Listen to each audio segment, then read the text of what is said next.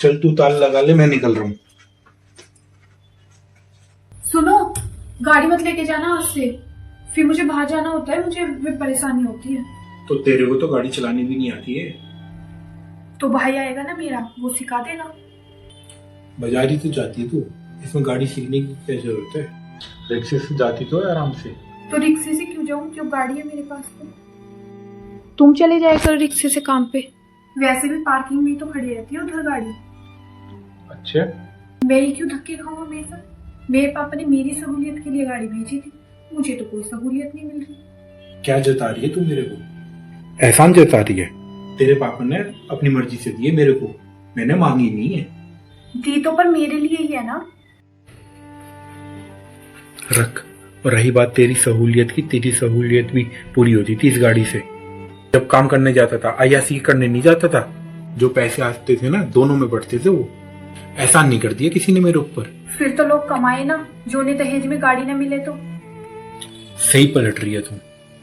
तेरी इस गाड़ी को हाथ लगा जाऊं ना मैं, मेरा नाम बदल दियो और तेरे पापा से बात करूंगा मैं। ये गाड़ी तो वापसी जाएगी बेटा। ऐसे कैसे जाएगी गाड़ी वापस? मेरे पापा ने मेरे नाम की है गाड़ी, तुम क्या बोल के वापस करोगे? साला कि किसी के नाम भी हो गाड़ी, तेरे बाप ने दी तो मेरे को थी ना। मैंने भीख में तो मांगी नहीं थी, मेरे को क्या सुनाई जा रही है तू? लड़के के घर में दहेज अपनी लड़की के लिए दिया जाता है। अपने बाप को फोन करके पूछ गाड़ी किसको दी गई थी। तेरे को तो गाड़ी चलानी भी नहीं आती है, तेरे को देंगे गाड़ी? वो गाड़ी हम दोनों को दी गई थी। अगर तेरे को हम का मतलब समझ में नहीं आता है ना, तो तू भी अपने घर जा सकती है। ये मेरे को एहसान जताने की जरूरत नहीं है। आई बात समझ में? मैं तेरी गाड़ी से पहले भी काम कर रहा था, उसके बाद भी करता रहूंगा। मैं एक्सपेक्ट नहीं कर सकता तो कि तू बात कर देगी ऐसी मेरे से। क्या होता है हम का मतलब, समझा सकते हो तुम मुझे? यही कि मेरी हर चीज पे तुम्हारा भी उतना ही हक है। और क्या? क्योंकि जब दहेज दिया जा रहा था, तुझे याद है कि मैं दहेज के सख्त खिलाफ था, लेकिन फिर भी दहेज दिया गया। अगर दहेज दे दिया गया है तो उस पर हम दोनों का हक बनता है। अगर तू मेरे को ये बोलती कि तुम मुझे गाड़ी सिखाओ, तो ये बोलती कि हफ्ते में 3 गाड़ी मेरे को चाहिए, तो मैं तेरी बात मान लेता। तुमने तो मालिक की गाड़ी का खुद को बता दिया, तो मैं कौन हूं फिर? जो उधार पे गाड़ी चलाता है तेरी, या तेरा नौकर हूं मैं? ये एहसान नहीं चाहिए मुझे तेरा। तुमने वो लक्कड़हारे की कहानी सुनी है? लक्कड़हारा पेड़ काट के अपने हाथ सेकता है और फिर गर्मियों में वही लक्कड़हारा उस पेड़ को छाई के लिए ढूंढता है। फिर उसे समझ आता है कि वाह, पेड़ तो बड़े जरूरी है। कुछ वैसा ही हाल तुम्हारा भी है। ये फालतू की मिसाल मत दे मुझे। तुम ही देते हो ये सब मिसालें, जो मैंने अभी किया है ना, तुम भी ऐसे ही हो।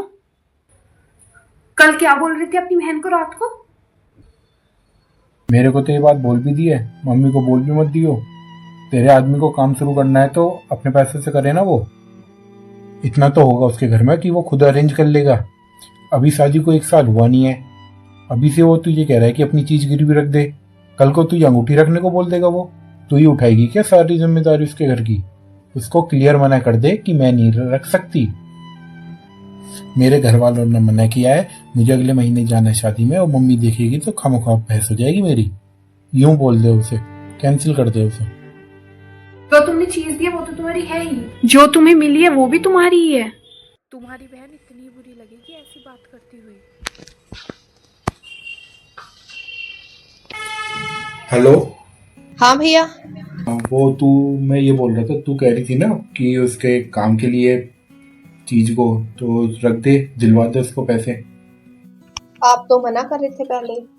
मना कर रहा था, लेकिन अब बोल रहा हूँ दिलवा दे उसको तू पैसे। क्या चीज किसकी है, क्या ही मायने रखता है? शादी हो गई है तेरी, तू सपोर्ट कर उसको। और भैया मम्मी को मालूम लग गया तो? हाँ, मम्मी को मैं बोल दूंगा मम्मी को कि मुझे जरूरत थी तो तूने पैसे मुझे दिलवा दिए। कोई बहस नहीं होगी इस बात पे। और जो भी चीज वैसे तुझे दी गई है तो वो सिर्फ तेरे लिए नहीं दी गई, दोनों को दी गई है, तो वो उसकी मदद कर। और उसको ये नहीं लगना चाहिए कि तू एहसान कर रही है उस पर, ये फर्ज है तेरा। आपका भी भैया मुझे समझ नहीं आता वैसे। ठीक है, ठीक है, ठीक है, ठीक है, ठीक है।